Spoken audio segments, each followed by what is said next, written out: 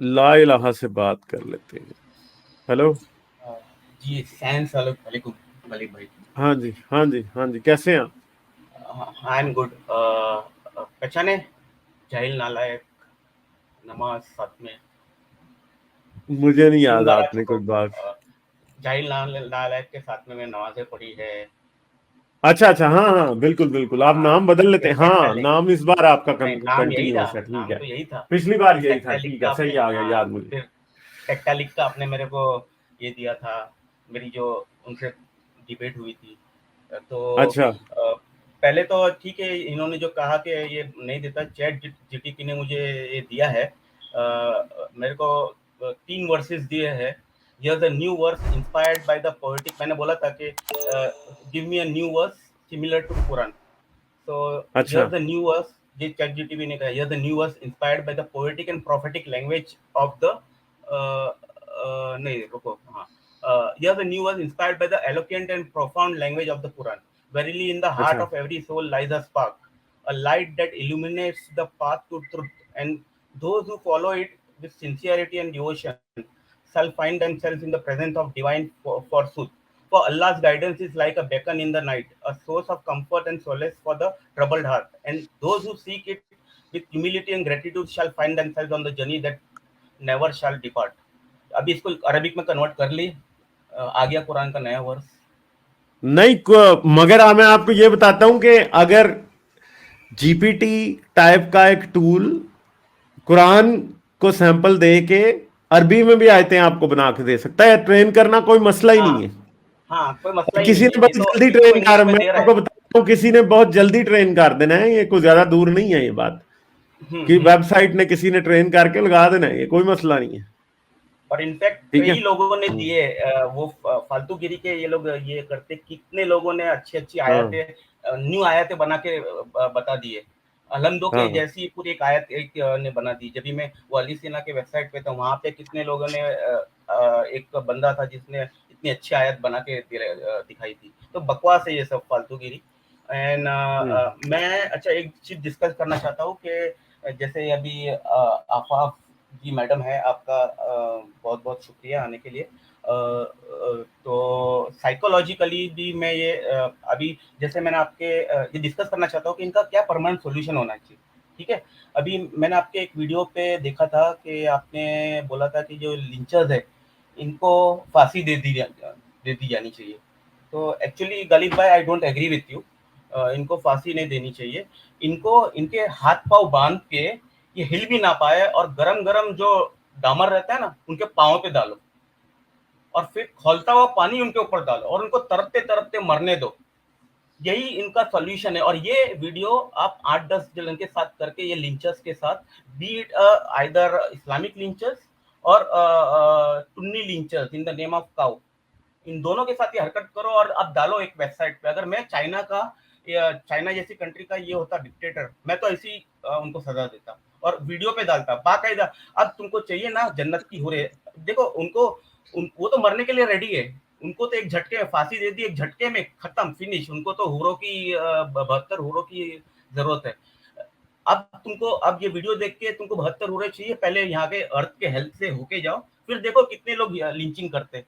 आप आपका क्या आफाफ, आपका क्या आइडिया, आपका, आप क्या कहते हैं? देखें, इसके अलावा कोई सॉल्यूशन नहीं है। हर चीज़ के दुनिया के जितने भी क्राइम होते हैं ना, जितने भी जुर्म होते हैं या जितने भी बुराइयां होती हैं, उनका एक फौरी हाल होता है, एक परमानेंट हाल होता है। तो फौरी हाल जो होता है वो यही है जो आपने बताया है, जो राइट।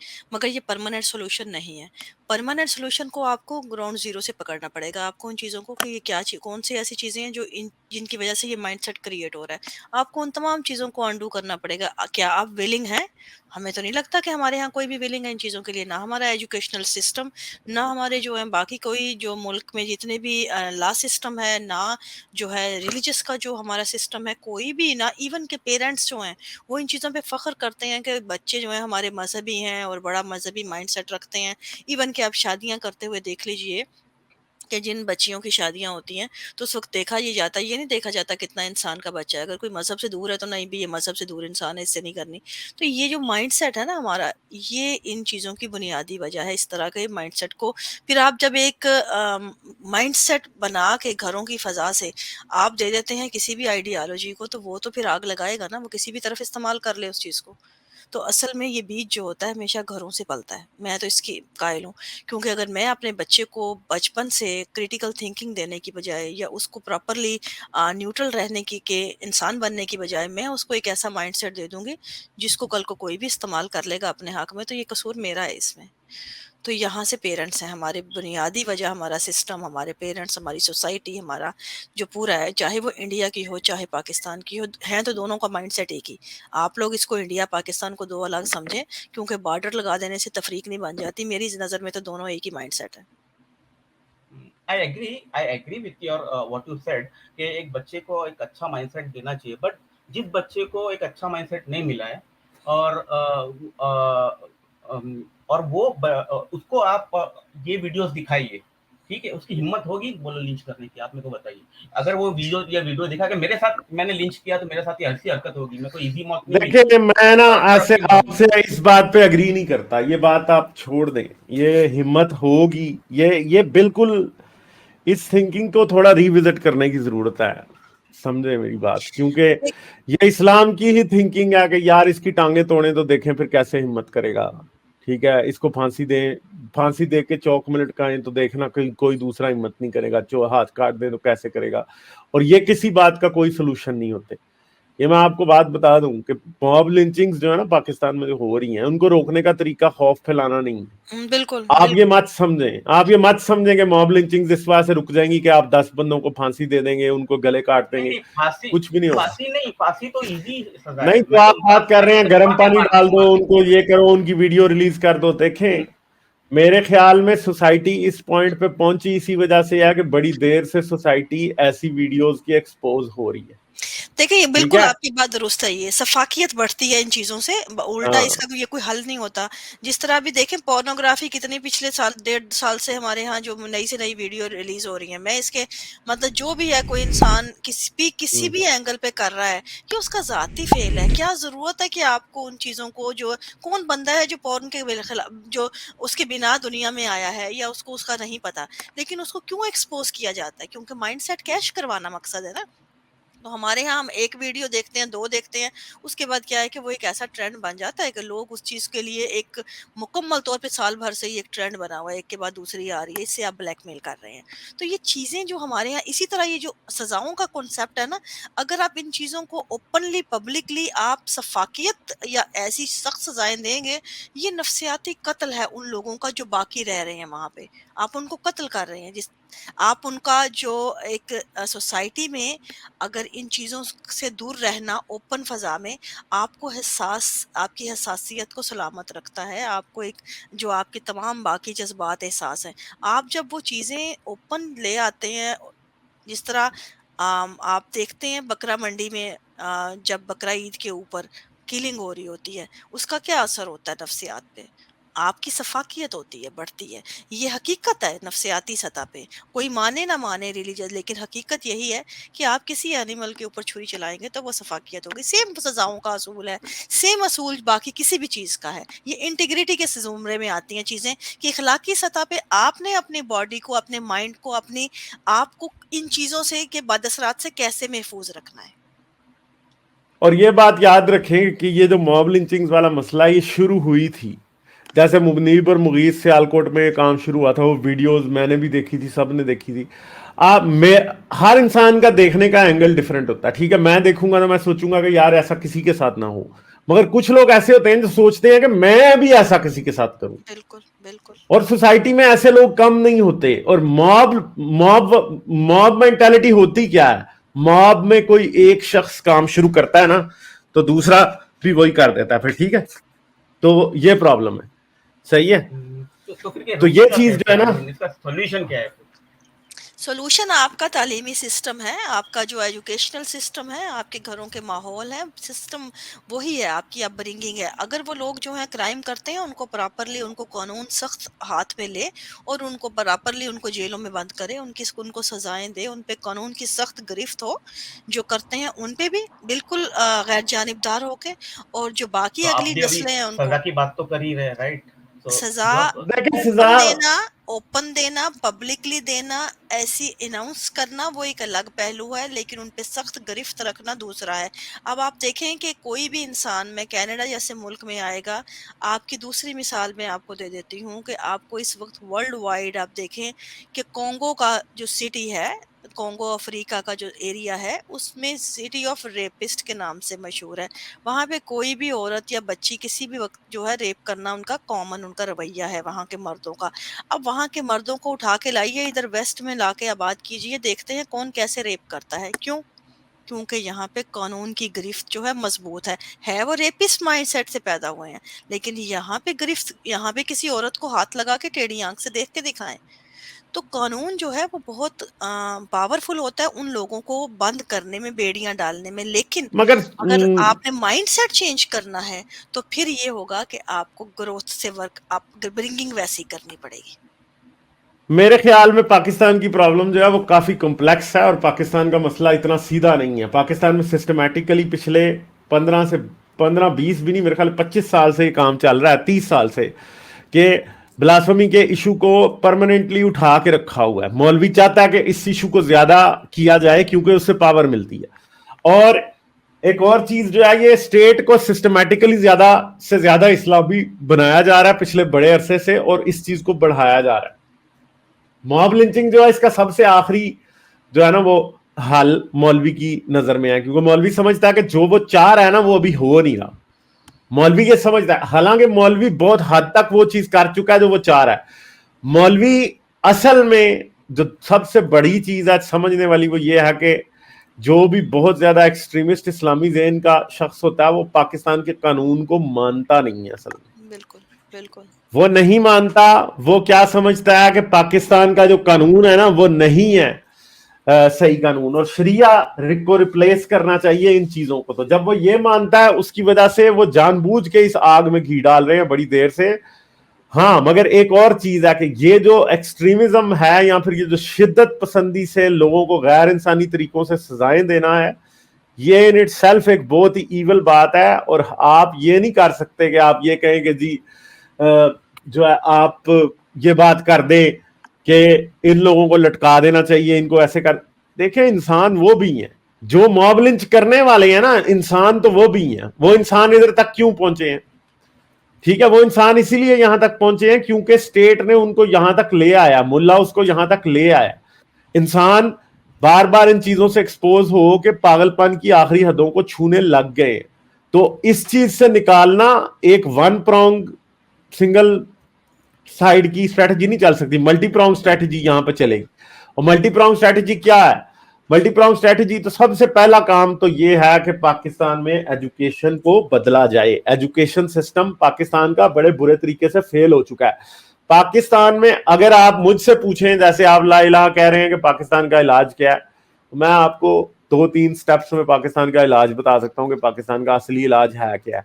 इंप्लीमेंट हो सकता है या नहीं, दैट्स अनदर क्वेश्चन, मगर इलाज असल में यह है सबसे पहले पाकिस्तान में स्कूलों में इस्लामी तालीम देना बंद करनी हो सबसे पहले, ताकि टीचर जो सेकुलर एजुकेशन या साइंस की एजुकेशन देना चाहते हैं वो एटलीस्ट अपना काम कर सकें।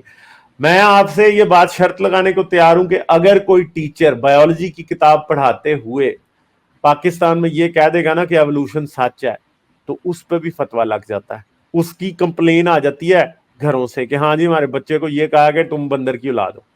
ठीक है, ये मैं खुद बायोलॉजी के ऐसे टीचर्स को जानता हूं जिन्होंने इस्लामाबाद जैसे सिटी में ये बच्चों को पढ़ाया कि जी एवोल्यूशन पढ़ाई, तो उन्होंने घर से कंप्लेन आ गई कि इसने तो हमारे बच्चे को बंदर की औलाद साबित कर दिया जी, इसने कहा हमारे बच्चे को। ठीक है, तो आप क्या समझते हैं कि इस तरह की चीज क्यों हो रही है स्कूलों में? इसलिए कि हर बंदा इस्लामियात का शिकार है, पाकिस्तान स्टडीज का शिकार है।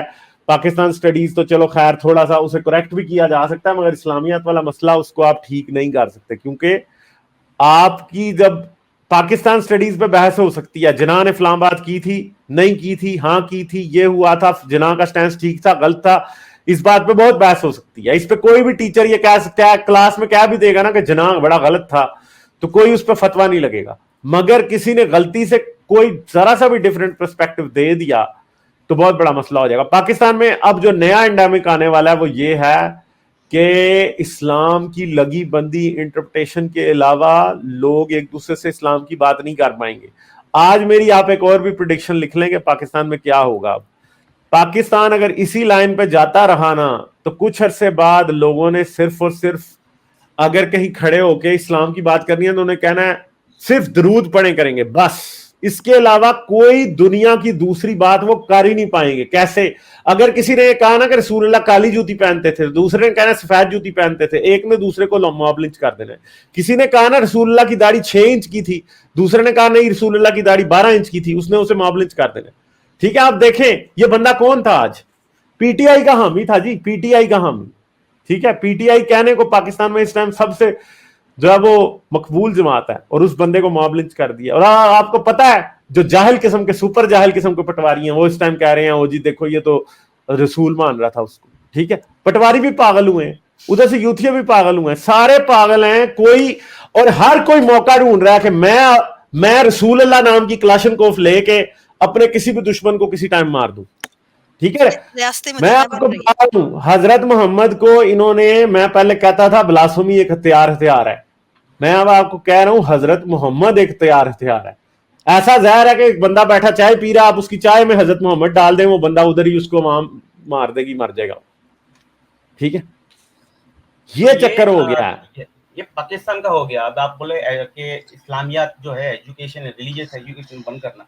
इंडिया सेक्युलर कंट्री है, यहाँ पे तो रिलीजियस एजुकेशन नहीं दी जाती स्कूल में, फिर भी यहाँ पे मस्जिद को कंट्रोल करना है, आपको मुल्ले को कंट्रोल करना है, ये सरकार का काम है। देखें, चर्च, मस्जिद, मदरसा, मंदिर, गुरुद्वारा, ये सब के सब प्रोपेगेंडा के सेंटर्स बन चुके हैं आज के टाइम में।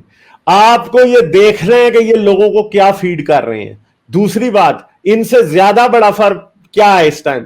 चर्च का व्हाट्सएप ग्रुप देखें, मस्जिद का व्हाट्सएप, मंदिर का व्हाट्सएप ग्रुप देखें, वो क्या शेयर कर रहे हैं, और वो फेक न्यूज शेयर कर रहे हैं। ठीक है, वो किस तरह की नफरत अंगेजी वो कर रहे हैं। ये सारी चीजें जब आप देखेंगे तो तब आप कंट्रोल करेंगे। मेरे ख्याल में इस टाइम दुनिया के अंदर सबसे इंपॉर्टेंट चीज ये है कि मजहब के नाम पे फैलाई जाने वाली नफरत को किसी तरीके से कंट्रोल किया जाए, झूठी फेक न्यूज को कंट्रोल किया जाए। ये चीजें जब तक नहीं होंगी तब तक आप कभी भी ये एक्सपेक्ट नहीं कर सकते कि चीजें सोल्यूशन की तरफ जाएंगी। सोल्यूशन एक ही है। पाकिस्तान के केस में मैंने आपको बता दिया है, इंडिया के केस में भी आप लोगों को देखना है, क्योंकि पाकिस्तान को मैं ज्यादा बेहतर समझता हूं, इंडिया को आप ज्यादा बेहतर समझते हैं।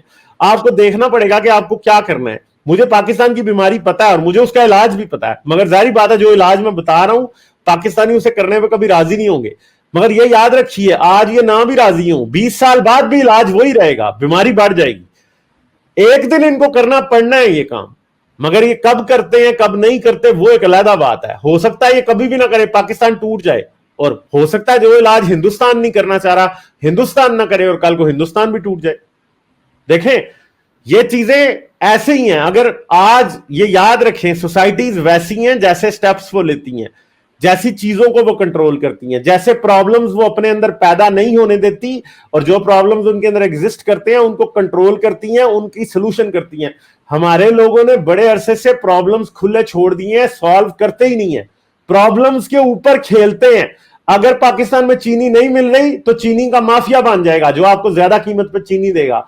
वो माफिया क्या कर रहा है? बेसिकली उस माफिया का मफाद ही या उस माफिया का बेनिफिट ही उस प्रॉब्लम के साथ रिलेटेड है, जो in the first place society में होनी ही नहीं चाहिए थी। इसी तरह ब्लास्फेमी का जो मसला है, आपको पता है कि उसका उससे कौन बेनिफिट उठा रहा है? उससे मौलवी बेनिफिट उठा रहा है। मौलवी जो है वो इलाके के एसएचओ को खड़ा होकर कहेगा ना, ओए तू कोई गल की थी, मैंने तेरे ऊपर ब्लास्फेमी लगा देनी है। मैं कहता हूं एसएचओ का ऐसा पेशाब निकलेगा 7 जमीनों तक नीचे चला जाएगा। ठीक है, उसको भी पता चल जाएगा वो भाई इसने मेरे पे ब्लास्फेमी लगा दी तो मुझे कौन बचाएगा। कोई नहीं। और मैं आपको ये बात लिटरली बता रहा हूं, पाकिस्तान में जब लोग थाना तोड़ देते हैं ना एक ब्लास्फीमर को निकालने के लिए, तो अगर मौलवी अगर एसएचओ पे भी ब्लास्फेमी लगा ले ना, पूरा थाना भी मिलकर उस एसएचओ को नहीं बचा सकता। आज बात वहां पे पहुंच चुकी है, बात बहुत आगे जा चुकी है। मगर अगर आप ये समझेंगे मॉब लिंचिंग का हल ये है कि लोगों को बस लटका दिया जाए, तो कुछ प्रॉब्लम ऐसे होते हैं कि जिनके एक्यूट इफेक्ट्स को इमीडिएटली डील किया जा सकता है। कुछ प्रॉब्लम्स ऐसे होते हैं कि जिनके एक्यूट इफेक्ट्स को डील नहीं किया जा सकता। क्रोनिक प्रॉब्लम को जब तक आप नहीं डील करते आप कर ही नहीं सकते। एक बात है, एक आदमी है, वो उसको बेचारे को कैंसर है, ठीक है, आप उसे पैनाडोल देते रहेंगे, यार तेरी दर्द खत्म हो जाएगी। क्या दर्द खत्म हो सकती है? कभी हो ही नहीं सकती उसकी दर्द कभी खत्म। आपको उसकी कीमोथेरेपी ही करनी पड़ेगी, उसको कैंसर का इलाज ही करना पड़ेगा। ये कैंसर है, ये छोटी मोटी बीमारी नहीं है। जो बात ये की जाती है ना कि बंदे लटका दो, ये कर दो, ये कर दो, ये पैनाडोल देना है भाई, ये कीमोथेरेपी नहीं है। कीमोथेरेपी जो है ना, उसमें टाइम भी लगेगा, उसमें पेशेंस भी लगेगा, उसमें पेट, जो पेशेंट है वो चीखेगा भी, वो रोएगा, वो दर्द उसको होएगी, उसकी रातों की नींदें हराम है, उसको उससे कुछ खाया नहीं जाना, पूरा टोटल कोलैप्स होगा, उसके बाद वो दोबारा खड़ा होगा। तो ये मसला है, अभी पाकिस्तान को जरूरत है कीमोथेरेपी की, और हम उसका इलाज कर रहे हैं पैराडोल और पैरासीटामोल पे। इस पे नहीं काम होता, कोई हो ही नहीं सकता। ये गालिब खान में अब जब जाना है मैं फिर आपसे बात होती है, ठीक है? थैंक चले यू। ठीक है, ठीक है, बहुत शुक्रिया, थैंक यू। अफाफ जी मुझे एक चीज पूछनी है आपसे जरा, जस्ट 2 मिनट। आपने जो कहा कि अपने माइंडसेट, बच्चों का माइंडसेट, अभी रिसेंटली मैं मेरा पर्सनल एक्सपीरियंस बता रहा हूँ, मेरे साथ क्या हुआ। हमारी फैमिली का ग्रुप है, ठीक है, तो एंड ऑल आर एजुकेटेड। मेरे जो यूएस में बैठे हुए they are pharmacist, okay, highly educated, and उन्होंने एक वीडियो भेजा था गॉड के एग्जिस्टेंस के फेवर में। उसके रिप्लाई में मैंने आपका, गालिब जी आपका मैंने वीडियो भेजा था, एक आपने वीडियो बनाया था क्या, एक साइंस के ऊपर, गॉड के एग्जिस्टेंस के ऊपर, आपके मोनोलॉग में 15 मिनट का या कुछ वीडियो है, तो मैंने वो खाली फॉरवर्ड किया। उसमें उन्होंने मेरे को बीजेपी स्टूज बोल के, अभी दीज आर पीपल जिनका रिलीजियस माइंडसेट नहीं, मदरसे में नहीं पढ़े, ये यूएस की यूनिवर्सिटीज में पढ़े, ठीक है, तो उन्होंने मुझे बीजेपी स्टूज बोल के फैमिली ग्रुप से निकाल दिया। आप बताइए, अब मैं, या मेरा पर्सनल एक्सपीरियंस है, मुझे फैमिली ग्रुप से निकाल दिया। तो ये यही मामला है, ये आपके साथ ही नहीं हर किसी के साथ है। मेरी अपनी उन्होंने कहा फैमिली कि में यही कुछ है। प्रॉफिट के खिलाफ बोलने वाले को हम नहीं रखे ऐसा ही है। लेकिन आप ये यकीन माने कि मेरी अपनी फैमिली में सबके साथ यही है। मैंने अपने पीछे बताया है कि मेरे साथ पाकिस्तान गई थी, क्या हुआ। लेकिन मेरे अपने अगर बच्चे हैं, आगे से मैं देखूं जो मेरे सब जिनको मैंने परवरिश की है, आप उनसे बात कीजिए, बिल्कुल ओपन है, क्रिटिकल थिंकर है। मतलब मेरा बेटा जो है 10 बरस का है, फरहान, आप अगर उससे बात कर लें किसी भी मजहब या किसी भी मौजू के ऊपर, वो आपको ऐसे ब्राड है उसका माइंड के, वो आप जो भी बात कर सकते हैं, क्योंकि ये यहाँ के बच्चे भी हैं। दूसरा ये कि इनकी परवरिश मैंने की है, इनको मैंने वो माइंडसेट दिया है जो इससे मैं तंग थी, मैंने आगे फॉरवर्ड नहीं किया, मैंने हर चीज़ डिलीट कर दी अपने पे आके बस। और ये मैं समझती हूँ ये मेरी सबसे बड़ी कामयाबी है, क्योंकि मैं आगे अगली दुनिया को, अगली नस्लों को वो चीज़ नहीं फॉरवर्ड कर रही जिससे मैं तंग आई हूँ। ओके ठीक, okay, thank you. Thank you. मुझे एक चीज है और एक कहनी है, ठीक है आफाक जी, आप मुझे गालिब भाई से थोड़ी बात करनी थी। जी आप करें तो अभी मुझे चले जाना ठीक है। है, ठीक है, बहुत शुक्रिया आने का, थैंक ठीक यू। है, ओके, आती थैंक रहे यू। आप, फिर करेंगे बात okay. Hmm. Okay, bye bye. जी गालिब भाई, अभी आप जैसे आप इस्लाम के खिलाफ बोलते हैं या रिलीजन के खिलाफ बोलते हैं, राइट, तो उसका रीजन ये है कि वी आर नॉट कंसर्न के उसमें कुछ साइंटिफिक बातें, but they are spreading corruption in the society, in the sense वो फंडामेंटलिज्म, बी इट हिंदुइज्म और इस्लाम वगैरह। अगर मैं आपको एग्जांपल दूं, पारसी कम्युनिटी ले लें, ठीक है, ये पारसी कम्युनिटी के आपको कोई ना टुन्नी उसके खिलाफ बोलते दिखाएगा, ना कोई मुसलमान उसके खिलाफ बोलते दिखाएगा, ठीक है। It's a very peaceful community. उनकी मैं आपको इस हिस्ट्री बताता हूँ। ये क्या हुआ कि ईरान में जब भी उनको निकाला गया था कि या तो इस्लाम एक्सेप्ट करो, ठीक है, या फिर आप लोग यहाँ से रवाना हो जाओ, या फिर मरने को रेडी हो जाओ। तो एक पूरा ग्रुप वहां से निकला और इंडिया आया, ठीक है। इंडिया आया तो इंडिया में एक राजा था, ये ट्रू स्टोरी है। और उनको इनको लैंग्वेज नहीं आती थी। इंडिया में गुजरात में गुजराती बोली जाती थी, उनको पर्शियन आती थी, तो दे कुड नॉट कम्युनिकेट। तो जब यहाँ पे आए पूरा ग्रुप, तो उन्होंने क्या किया, अपने आपको बताने के लिए एक कटोरे में पानी नहीं, हाँ, राजा ने जब ये लोग आए, उसको पता चला कि ये लोग यहाँ पे बसना चाहते हैं, तो राजा ने क्या किया, एक कटोरे में पानी लिया फुल बीम तक और उसमें पत्थर डाले, ये बताने के लिए कि हमारे ऑलरेडी फुल है हम लोग और आपको नहीं रख सकते, ठीक है।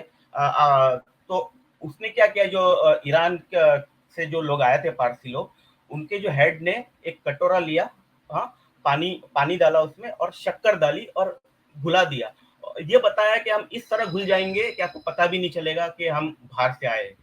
और आज आप देखिए पारसी कम्युनिटी, टाटाज, ठीक है, गोदरेज, ठीक है, they are the top, I mean education में सबसे टॉप।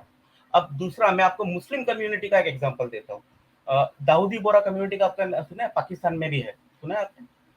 हाँ मुस्लिम जी, का हाँ एक जी, फिरका पता है, है, पता है, पता है। हाँ, शिया, ठीक है, हाईली एजुकेटेड, ठीक है, आपको भले इस्लाम को प्रॉपरली मानते हैं, 3 टाइम की नमाज हाँ, पढ़ते हैं, 3 टाइम जैसे एफजीएम शिया, करते हैं, एफजीएम करते हैं, हाँ, एफजीएम करते क्या हैं, बोल, एसजीएम, एफजीएम करते हैं, female genital mutilation.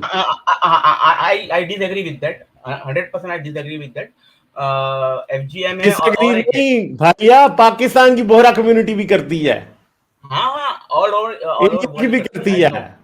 I know हाँ, एफजीएम होता आप है, डिसएग्री आई नो। कैसे करेंगे फिर? हाँ, आई नो। और दूसरा उसमें उनके उनमें और एक चीज है कि अगर उनका हस्बैंड मर जाए, ठीक है, तो औरत को हम्म, 4.5 महीने की लिटरली जेल होती है, उसको वो ये क्या बोलते हैं उसको, इस्लामिक इसमें क्या बोलते हैं, इद्दत, इद्दत। हाँ, इद्दत। अब उनकी इद्दत ऐसी होती है जो मुस्लिम्स में भी नहीं होती है, मतलब जो दूसरे मुस्लिम है, हम्म, वो एक कमरे में बंद, पूरे सारी खिड़की बंद, आसमान भी नहीं देख सकती, कोई मेल का मतलब नॉन रिलेटिव मेल का चेहरा भी नहीं देख सकती, एक ही कमरे में देखना, बंद रहना है, ना न्यूज़पेपर पढ़ सकती, ना मैगजीन पढ़ सकती कि उसमें फोटो रहेंगे मेल के, ना टीवी देख सकती, बस बैठ के खाली एक कमरे में कुरान पढ़ना है। तो this is torturers this thing of this educated community. But मैं आपको एक चीज बताना चाहता हूँ, अभी ये एक कम्युनिटी का एक वाकया हुआ था आपके पाकिस्तान से, बट इनका जो ये है इंडिया में एटलीस्ट, उनका जो ये है, मतलब जो आप ये टुन्नी जो देते हैं ना, ये टुन्नी भी इनकी रिस्पेक्ट करते हैं, ठीक है। मैं आपको एक एग्जांपल बताता हूँ, आपके नहीं, पाकिस्तान वो से, असल में जो इंडिया की बोरा कम्युनिटी है वो मोदी को सपोर्ट करती है ना। वो पिछले दिनों द प्रिंट ने एक वो बनाया हुआ था, हाँ डॉक्यूमेंट्री। हाँ हाँ, तो वो क्यों, बोरा का जो हेड है उसने सबको कहा हुआ कि तुम बीजेपी को वोट दोगे, तो बोरा कम्युनिटी जो है वो मोदी के बड़े हक में है और बिजनेस अपॉर्चुनिटी उनके लिए क्रिएट करता है ये। हाँ, बट आप हाँ, देखिए अभी यही मोदी जो बीजेपी सपोर्ट दूसरे करते हैं, बोरा कम्युनिटी बीजेपी की सपोर्ट में है इंडिया में। एग्री एग्री एग्री होगी, हाँ, होगी, आई डोंट डिनाई दैट, हाँ, बट यही चीज देखिए आप, ये मोदी जो सुन्नीस के फंडामेंटलिज्म के वजह से उनके खिलाफ है, उनके बाकायदा उनके फंक्शन में जाता है बोरास के कमी, हाँ, उनको चेक भी मिलता है करोड़ों का बीजेपी को, आई एग्री दैट। बट आपको अभी मैं एग्जांपल, प्लेन एग्जांपल बताता हूँ, ये ट्रू एग्जांपल है। आपके पाकिस्तान से ना 2 लेडी आई थी, ठीक है, एक जो गोरा है, उनके यहाँ पे शादी थी, तो उनको सिर्फ एक ही सिटी की वीजा मिली थी, ठीक है। अब क्या हाँ, हुआ कि उनको कुछ 12 एक दिन की खाली वीजा मिली थी, पर एक ही सिटी में, एंड तो शादी वादी का जो थोड़ा खत्म हो गया, तो जो यहाँ पे दरगाह रहती है बोरा लोग की, जो मेन दरगाह वगैरह गुजरात में रहती है, तो वो लोग वहाँ पे गए। अब क्या हुआ कि जो मेन जो थे उनके यहाँ पे आए और उन्होंने कहा कि मतलब पुलिस आई वहाँ पे, ठीक है। जब भी वो लोग गुजरात गए थे उस टाइम पे 3 पुलिस वाले आए, उसमें एक पुलिस ऑफिसर था, पुलिस इंस्पेक्टर था। बोले ये आपके यहाँ पे आए हैं पाकिस्तान से, इनको बुलाओ, कहाँ है ये? तो इन्होंने कहा कि आप ये बोरा कम्युनिटी के हैं, तो बोले कि साहब मैं सच बोलूं या झूठ बोलूं? तो बोले आप जो जो सच है वो बता दो। तो उन्होंने कहा साहब ऐसा ऐसा है कि वो लोग ऐसे दरगाह के इसमें गए हैं गुजरात में, तो यहाँ पे जो जाता है हमारी बहुत ही यानी एक जो दरगाह है वो वहाँ पे जाता ही है जो यहाँ आता है। तो बोले ये बहुत गलत किया आपने और आपको मैं इसके लिए अरेस्ट करूंगा, क्योंकि आपके नाम से आएंगे वो लोग, तो अरेस्ट होंगे ही, पर आपको मैं अरेस्ट करूंगा, ये आपने बहुत ही इलीगल काम किया है। फिर वही पुलिस ऑफिसर ने क्या कहा कि but since you are from Dawoodi Bohra community, मैं आपकी कम्युनिटी की बहुत रिस्पेक्ट करता हूँ, इसीलिए मैं आपको आपके ऊपर कोई एक्शन नहीं लूंगा, ठीक है, और उनके ऊपर भी इलेक्शन नहीं होगा। फिर उसने लिस्ट बताई लोगों की, बाकी के जो पाकिस्तान से सुन्नी मुस्लिम आए थे, बोले ये सब लोग अरेस्ट होने वाले, ठीक है, ये सब लोग अरेस्ट हुए, पर आप क्योंकि दाऊदी बोरा कम्युनिटी के हैं तो इसीलिए मैं आपको आपके खिलाफ कोई एक्शन नहीं लूंगा। देखो ये पुलिस ऑफिसर बोल रहा है, यानी ये एक रिस्पेक्ट है, उन्होंने अपनी कैसे रिस्पेक्ट मेंटेन की हुई है, तो मैं आपको ये बस बताना चाहता था। और दूसरा एक फाइनली मैं मुफ्ती तारिक मसूद की हिपोक्रेसी के बारे में मैं बताना चाहता हूँ। मैंने उनकी वीडियोस देख रहा था, एक वीडियो में वो क्या बोलते हैं कि जैसे आपने डॉक्टर को बिलीव किया, ठीक है, तो डॉक्टर जो है आपको जो मेडिसिन देता है आप उसके ऊपर क्वेश्चन नहीं करते कि भाई ये मेडिसिन क्यों दी, आप वो जो डॉक्टर ने मेडिसिन दे दी आप खा लेंगे चुपचाप, उसको क्वेश्चन नहीं करेंगे, उसका लॉजिकल नहीं पूछेंगे, ठीक है। तो वो रिलीजन से कंपेयर कर रहे, तो बोले एक बार आपने अल्लाह को मान लिया, अब आप लॉजिक नहीं लगाएंगे कि ये इलॉजिकल है, ये मेरी समझ में नहीं आ रहा है। जो कुरान में लिखा है, हदीस में लिखा है, आपको अल्लाह और उसके रसूल की बातें माननी है, आंख बंद करके। अब यही तारिक मसूद दूसरी एक वीडियो में क्या बोलता है कि डॉक्टर जो बोल रहे हैं, अभी यही बोल रहा है क्या डॉक्टर की आप मानते हैं, अब बोले सब डॉक्टर जो बोलते हैं कि 8 घंटे तक सोना है, ये सब बकवास करते हैं। देखो कैसे हिपोक्रेटिकली बात करता है, आई मीन ये सब बकवास करते हैं, उस टाइम पे अभी एकदम ही हिपोक्रेटिक हो गया। तो I wanted two point out that. और फाइनली गालिब भाई एक चीज मेरे को और एक पॉइंट आउट करनी है, आपके 2 वीडियोस देख रहे थे, उसमें मेरे को एक कॉन्ट्रडिक्शन लगा, तो मैं आई थॉट कि I will bring it in front of you. तो आपके एक वीडियो में आपने कहा था, जो अभी आपने रिसेंटली मोनोलॉग बनाया था उमर का, राइट, उमर ये या क्या बोलते वो क्या बोलते वो क्या कॉन्ट्रडिक्शन लगा था? हाँ, तो उसमें आपने कहा था कि उसकी बहन जो है जब भी ये देती है उसको, जब भी वो उसको कत्ल करने आता है तो उसको कुरान देती है, राइट, उसकी बहन। तो आपने कहा था कि कुरान तो उस टाइम में रिटन फॉर्म में था ही नहीं, बट दूसरी एक मैंने वीडियो देखी जिसमें आपने कहा कि प्रॉफिट का वो राइटर था बाकायदा, जो स्क्राइब था, जिसको बाद में कत्ल करने के लिए भी बोला था, राइट, जो ग्लास से पकड़ा होता उस्मान का जो ये था, तो वो तो लिख ही रहा था, यानी कुरान तो रिटन फॉर्म में था उस टाइम पे। यहाँ पे कंट्राडिक्शन नहीं है, यहाँ पे क्लैरिफिकेशन देनी पड़ेगी, और कुछ बातें जो मैंने नहीं कभी बताई है वो आ जाएगी यहाँ पे जी। मक्के में कुरान लिखने का कोई भी वाकया हमें मिलता ही नहीं है तारीख में, समझिए। तो वो स्क्राइब तो लिख रहे थे ना, वो स्क्राइब जो था चंदा, ये बात स्क्राइब सारे मदीने में थे, हिजरत के बाद कुरान लिखना शुरू किया गया है, उससे पहले लिखने का कोई बात मिलती है तो बताएं मुझे। हम जो तो बात कर रहे थे वो मक्के की बात है, ठीक है। मक्के में कुरान लिखने की कोई नवीद हमें कहीं से मिलती ही नहीं है, किसी ने भी बात नहीं की कभी कि उमर मक्के में कुरान लिखता था, अबू बकर लिखता था या अली लिख रहा था, कोई भी नहीं है। ये मदीने में ही लिखना कुरान आके इन्होंने शुरू किया। ओके, और वो इंसिडेंट हुआ है मक्के का, मदीने के। हाँ, और जब उमर ने जब इस्लाम कबूल किया उस टाइम तो अभी 15 लोग भी मुसलमान नहीं हुए थे, मेरे ख्याल 20 लोग। ओके, ये बहुत पहले की बात है, ठीक है। हाँ, यू क्लैरिफाइड इट। और एक फाइनल थिंग, लास्ट थिंग मैं आपको बताना चाहता हूँ कि आपने कहा था कि मोहम्मद जैसा जो शख्स वो था, बट बहुत सी चीजें बाद में लिखी गई, तो हो सकता है कि ये बाद में लिखी गई तो मोहम्मद ने ऐसी सारी हरकतें, वाहियात हरकतें ना की हो हजरत मोहम्मद ने, जो भी जैसे 6 साल की बच्ची से शादी करने बाद में लिखा गया हो, ये भी हो सकता है उन्होंने बहुत सारी जो वायलेंस किए हैं वो ना किए हो। क्या एग्जैक्टली मैं इस बात से अग्री करता हूं, मगर इस बात को 2 तरह का क्रिटिसिज्म होता है, एक होता है टेक्सचुअल क्रिटिसिज्म या फिर ट्रेडिशनल क्रिटिसिज्म, और दूसरा होता है रिविजनिस्ट क्रिटिसिज्म। रिविजनिस्ट क्रिटिसिज्म पे देखें तो बहुत सारी बातें इस्लाम की कैंसिल करनी पड़ेंगी और फिर बात होगी, मगर मुसलमान रिविजनिस्ट इस्लाम को थोड़ी मानते हैं। मुसलमान तो जिस इस्लाम को मानते हैं वो इस्लाम है जो ट्रेडिशनल इस्लाम है, और ट्रेडिशनल इस्लाम में किसी ने बाद में ये बातें हजरत मोहम्मद से मंसूब की या अभी की, ठीक है, या उस वक्त से की, ये मैटर नहीं करता। क्यों नहीं करता? क्योंकि असल में हम इस चीज को काउंटर नहीं कर रहे कि फलां चीज असल में हजरत मोहम्मद ने की थी कि नहीं की थी, हम इस चीज को काउंटर कर रहे हैं कि लोग हजरत मोहम्मद को के बारे में मानते क्या हैं, ठीक है। जैसे एक बात है, क्या हजरत मोहम्मद ने 6 साल की बच्ची से शादी की थी? हिस्टोरिकली साबित किया जा सकता है या नहीं? नहीं किया जा सकता, ना साबित किया जा सकता, ना डिनाई किया जा सकता कि हजरत मोहम्मद ने 6 साल की बच्ची से शादी की थी। मगर मसला यह है कि क्या मुसलमान हिस्ट्री में 6 साल की बच्ची से शादी करते आए हैं? हाँ, करते आए हैं, आज भी करते हैं, आज भी करते हैं। तो बेसिकली हजरत मुसलमान ऐसा क्यों करते हैं? मुसलमान ऐसा इसलिए करते हैं क्योंकि हजरत मोहम्मद की सुन्नत में, सीरत में ये बात लिखी गई है और हम उस बात से लड़ रहे हैं जो हजरत मोहम्मद से मंसूब होने की वजह से मुसलमान प्रैक्टिकली करते हैं। ठीक है, तो अब आप मुझे बताएं कि हजरत मोहम्मद ने ये बात की हो या ना की हो, इस बात को क्रिटिसाइज करना इसलिए इंपॉर्टेंट है कि लोग उसे एक गुड एग्जांपल समझ के अपनी जिंदगी में फॉलो करते हैं। करेक्ट, समझ गए?